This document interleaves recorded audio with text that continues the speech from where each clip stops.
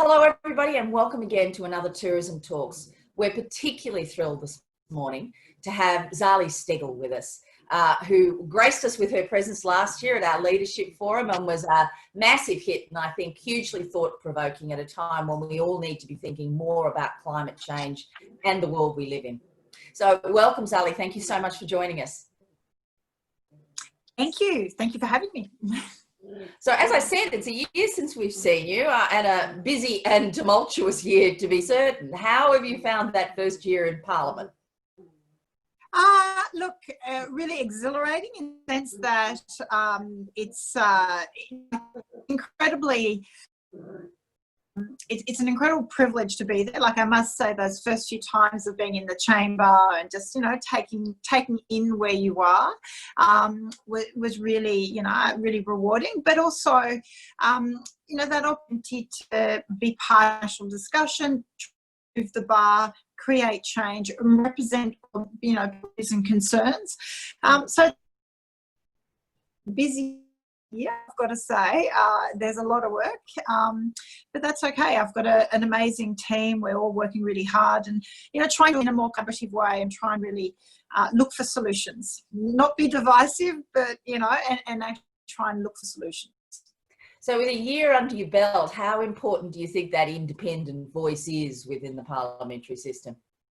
Yeah, look, I have to say, I think it's very important because I do think the party system really shackles and silences a lot of voices, because MPs within parties are so caught up in the hierarchy and the power games and the plays to move up the ladder within their party, and everyone's working their way on the front bench. There's some compromise in terms of representing maybe the issues of your electorate and the bigger picture. To the sort of pragmatic I think there's a real loss of individual voice. So I think, independent voices are really important in the parliament to add to the debate and to make sure that more solutions are forward. So I have that opportunity to think outside the box, go and talk to the experts, bring those views, and then work with government and the opposition in putting those. And look, I think the crossbench is a cool end of town. Without a doubt. So you are the probably best documented giant slayer from a political perspective that people have seen in a very long time. How are the people of your electorate managing with COVID? Look, it's been tough. I've been incredibly proud of everyone in Warringah in terms of how cooperative everyone's been. We've been hit hard. This is an area where tourism and entertainment is a big part of our employment. We have a lot of retail and a lot of small business. So between bushfires, so our summer was already really impacted. We didn't have the level of tourism you would have normally had. We had that terrible air pollution with all the smoke from the fires. We've then gone into this period of shutdown at a time where normally you would be getting into your autumn, end of summer, autumn phase of tourism. We always get a lot of international travellers as well, so that's all shut down with the borders. So, Warringah, Manly, Mossman, these areas are really hurting. We have a lot of gig economy as well. So, yeah, it's been tough, but I think, as most communities, everyone's been really pulled together. I've been incredibly proud of how everyone has worked together. Our health and frontline workers, schools and police, everyone has really pulled together. We're a very active community, so we have been caught out a little bit on our beaches, wanting to be out and about. And so the whole staying home and limiting outdoor activities has been, I think, really difficult for a lot of members in the community. But overall, I think we've done really well. Well, you mentioned the bushfires, and I think this is, this has been one of the issues for the tourism industry. It is the original double whammy, having both of those things. But from a bushfire perspective, do you think that if there is a positive to be found from that it has really focused the nation's attention and the global attention on the issues to do with climate change? Can you see that positive out of it? Do you think that's real? I do, because I think for a lot of people concerned about climate impacts, they accept it, they accept the science and they are concerned, but they have thought that maybe it was a problem for down the road. Maybe in about 10 years' time, they will start sort of being more motivated and worried about it. What the bushfires showed is this is the problem that's now. This isn't something for the future.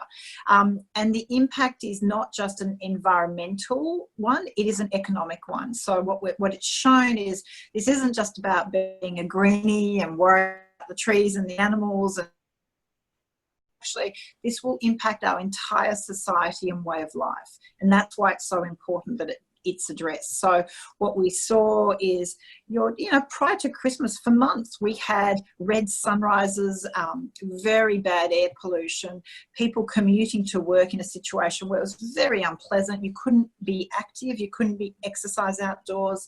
I was attending school presentations and assemblies for end of year, and you could hardly see to the back of the school. You had a real concern about the health for the kids. So that has had a real impact on the tourism industry and our retail and hospitality. And so I think that has been a really important lesson for everyone, that climate impacts will really hurt us economically. It's actually fiscally that the biggest consequence will be felt, other than our environment, so having a healthy planet to live in. So I think it's really important that we we learn from that and take the necessary steps. So I think many people in Australia are unprepared for bushfires and felt that we were exposed, that we hadn't properly assessed the risks that our economies, but our communities were exposed to. And then we certainly didn't have the right kind of risk management policy in place or set up, and certainly not the risk mitigation, which ultimately is our decarbonisation policy. So I think, yes, and now we have the coronavirus pandemic, which shows we are all interconnected. It is a global world. We have to work together to resolve these solutions, or we have complete shutdown. So I think it all points to 2020 is a year we really have to do that line in the sand and progress towards a smarter future. Well, I absolutely would say that the tourism industry is behind you on that. We ourselves have done a great deal of work on sustainability issues for the industry at the end of last year, but of course, all of that will now be revised upwards, outwards, and whatever else. So on the subject of works in progress, how goes your climate change bill with the disruption that is the federal parliament in this day and age? When do you have hopes of seeing that with the big tick? Yeah, look, clearly I had plans to present it on the 23rd of March. We had to delay that, clearly. I'm going to for a moment, what I've been doing in the last month has actually been consulting with business, with industry, consulting with the superannuation groups, consulting with the unions and employers to understand how it needs to adapt or adjust to a post-pandemic situation. We have an opportunity. There's no doubt post this crisis, we are going to have to stimulate the economy. The government is going to have to engage with that. And to its credit, it is. The RBA, the Reserve Bank's made it clear we're going to need stimulus to avoid a recession. So that creates an opportunity. I want to make sure I build that opportunity into the climate change bill. Remembering the bill is, what it does is it sets in place our long-term goal of getting to carbon neutrality. That's what net zero means. It's balancing the budget on carbon emissions. And then it sets a sensible, there being 5-year emission reduction plans. And it's all done with an assessment of our technology readiness. Now, government's come out with its technology roadmap, which addresses transport, for example. And that's a key part of the puzzle that has to go into the climate change bill. So I want to work with government about, and I've made amendments to the bill to incorporate roadmap and those plans to make it all consistent, because what we need is a good framework. I would argue the roadmap is silent on a long-term goal, which I think is necessary to drive private investment. And I think confidence that we are all committed to that long-term, a carbon future, but also the accountability process, how do we measure it and how do we know we're on track and that certain technologies are delivering. So that the framework legislation offers. So My plan is still that it will be introduced to Parliament in 2020. I'm just going to delay it a little bit to make sure I've consulted broadly with industry and private sectors and the government to ensure that it's the best possible legislation. And of course, there needs to be maybe a joint committee process by which everyone sort of has put an input into it. And I welcome that, and I'm reaching out to the government to do that. Well, Zali Steggall, on that incredibly positive note, as I say, I think the tourism industry will be right behind an understanding of climate, because if anybody's been affected by it, it's been us. So thank you so much for your time today, and more power to your arm with the bill. Thank you.